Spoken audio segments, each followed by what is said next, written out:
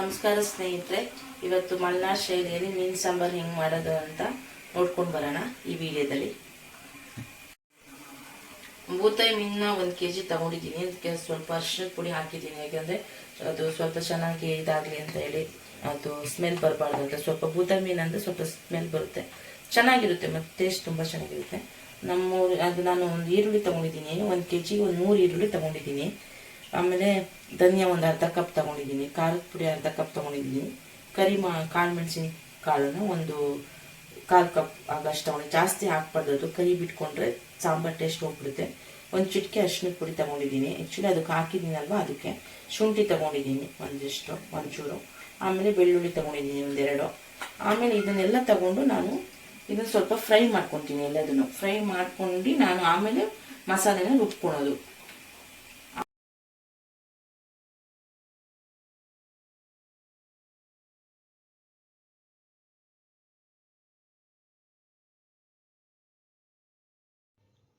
ನಾನು ಫ್ರೈ ಅದೇ ಈರುಳ್ಳಿ ಹಾಕ್ತಾಯಿದ್ದೀನಿ. ಇವಾಗ ಈರುಳ್ಳಿ ಫ್ರೈ ಆದಮೇಲೆ ಚೆನ್ನಾಗಿ ಈರುಳ್ಳಿ ಫ್ರೈ ಆದ್ರೇ ಅದು ಚೆನ್ನಾಗಿ ಟೇಸ್ಟ್ ಬರೋದು. ಯಾವುದೇ ಮಸಾಲ ಪದಾರ್ಥ ಆದರೂ ಅಷ್ಟೇ, ಚೆನ್ನಾಗಿ ನಾವು ಫ್ರೈ ಮಾಡಿದಷ್ಟು ಚೆನ್ನಾಗಿ ಟೇಸ್ಟ್ ಬರುತ್ತೆ ಸಾಂಬಾರು.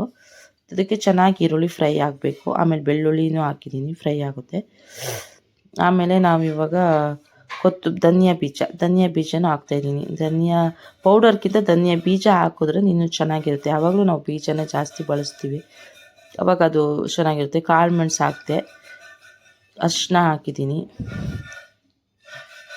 ಇವಾಗ ಖಾರದ ಪುಡಿ ಹಾಕಬೇಕು, ಶುಂಠಿನೂ ಹಾಕಿದ್ದೀನಿ, ಶುಂಠಿ ಹಾಕಬೇಕು ಇವಾಗ. ಆಮೇಲೆ ಇವಾಗ ಇದು ಎಲ್ಲ ಆಯಿತು. ಆದಮೇಲೆ ಇವಾಗ ರುಬ್ಬಿರೋ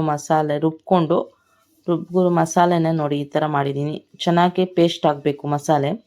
ಆಮೇಲೆ ಸ್ವಲ್ಪ ನಾವು ನೀರು ಹಾಕಬೇಕು. ಜಾಸ್ತಿ ಮಸಾಲೆ ಇದೆ ನೋಡಿ, ಇಷ್ಟೊಂದು ಮಸಾಲೆ ಬೇಕೇ ಬೇಕು. ಯಾಕೆಂದರೆ 1 kgಗೆ ನಾವು ಊರಿನ ಥರ ಮಾಡಬೇಕು ಅಂದರೆ ಇದು ಹುಳಿ ಹಾಕ್ತಾಯಿದ್ದೀನಿ. ನಮ್ಮ ಊರಲ್ಲಿ ಸಿಗೋದು ಇದು ಹುಳಿ. ನೀವು ಬೇಕಿದ್ರೆ ಹುಣಸೆ ಹುಳಿನೂ ಬಳಸ್ಕೊಳ್ಬೋದು. ನಮಗೆ ಇದು ಊರಲ್ಲೇ ಸಿಗುತ್ತೆ, ಅದು ಬೇರೆ ಥರ ಹುಳಿ. ಅದು ತುಂಬ ಚೆನ್ನಾಗಿರುತ್ತೆ. ಅದು ಮೀನು ಸಾರು ಮಾಡಬೇಕು ಅಂದರೆ ಆ ಹುಳಿ ಹಾಕಿದ್ರೇ ಅದು ಟೇಸ್ಟೇ ಬೇರೆ ಚೇಂಜ್ ಆಗೋದು.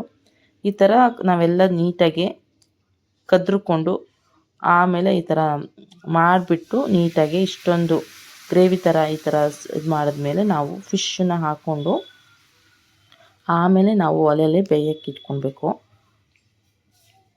ಆಯಿತು. ಆಮೇಲೆ ಸ್ವಲ್ಪ ಉಪ್ಪು ಖಾರ ಇದೆಯಾ ಅಂತ ಸ್ವಲ್ಪ ಟೇಸ್ಟ್ ನೋಡ್ಕೊಳ್ಬೇಕು, ಕರೆಕ್ಟಾಗಿದೆಯಾ ಅಂತ. ಆ್ಯಕ್ಚುಲಿ ಮೀನು ಹಾಕಿದ್ಮೇಲೆ ನಾವು ಸೌಟನ್ನು ಬಳಸಬಾರ್ದು. ಥರ ಪಾತ್ರೆಯಲ್ಲೇ ಹಿಂಗೆ ತಿರ್ಸ್ಬೇಕು, ಆವಾಗ ಅದು ಮೀನು ಏನು ಇದಾಗಲ್ಲ, ಪುಡಿ ಆಗಲ್ಲ. ನಾನು ಸ್ವಲ್ಪ ಟೇಸ್ಟ್ ನೋಡ್ತಾ ಇದ್ದೀನಿ ನೋಡಿ, ಏಕೆಂದರೆ ಅದು ಸ್ವಲ್ಪ ಉಪ್ಪು ಖಾರ ಹಿಡ್ದಿದೆಯಾ ಅಂತ ಟೇಸ್ಟ್ ನೋಡಿದ್ರೇ ಚೆನ್ನಾಗಿರೋದು. ಆಮೇಲೆ ಈ ಥರ ಚೆನ್ನಾಗಿ